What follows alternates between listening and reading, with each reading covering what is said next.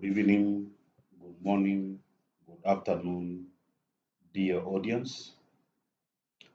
This is Statistical and Geospatial Insights YouTube channel. Today, we are going to talk about data types. In the contents, we'll be looking at the nominal data, ordinal data, and interval data. By the end of this lesson, you'll be able to distinguish between the different types of data. You should be able to represent each one of these data statistically.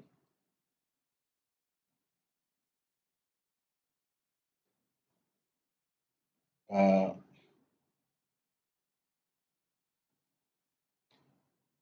when we talk about data types, we are talking about the level of measurements. Basically, there are three types of measurement: the nominal data, the ordinal data, the interval data. So, nominal data is from name. This type of data can either be categorical data, which means they are referring to categories of things, category of living things, for example, category of a very specific group of people like the poor and the rich, or gender, you have male and female, or it can be qualitative, such as preferences. You may prefer, for example, blue something, yellow something, and etc. The nominal types of data can be stored as word or text. They can be given numerical codes. For example, male can be coded as 1, female can be coded as 2. Nominal data can be summarized as frequencies, percentages, but you cannot calculate mean for nominal data. Ordinal type of data is referring to order or positions. By looking at the photo in the slide, we find that there is distant separation between the races.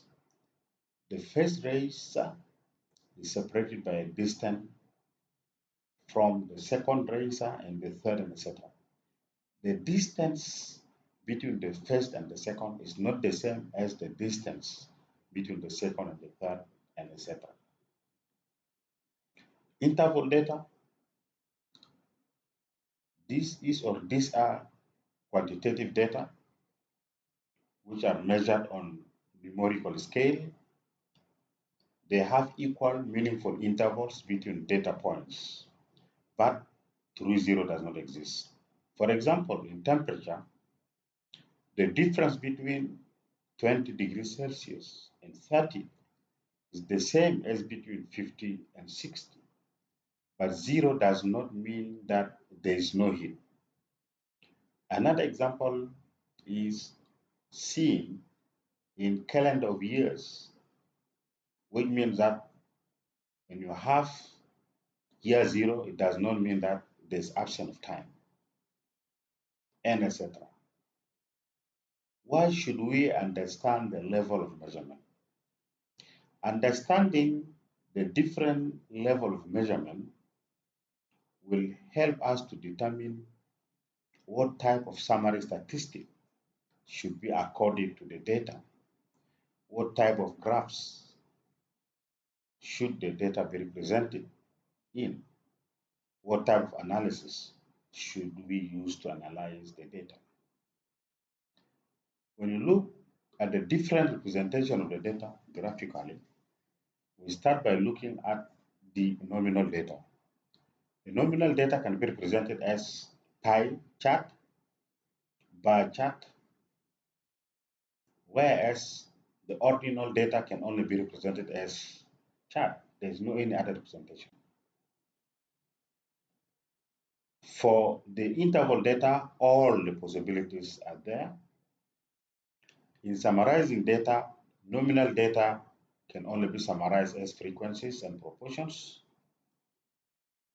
Ordinal data can be summarized as frequencies and proportions and sometimes means. Interval data can be summarized as mean, median, standard deviation, and all the measurement of central dispersion is possible with the interval data. In conclusion, understanding data type is very important in knowing which type of graph or representation should be given to the data. Understanding and knowing the type of data at hand will avoid the selection of wrong method of data representation and data analysis. And also selection of wrong data representation in analysis method always leads to wrong results and wrong conclusion about the phenomenon in question. Thank you to attend and participate in this lesson. See you in the next one. Have a wonderful time.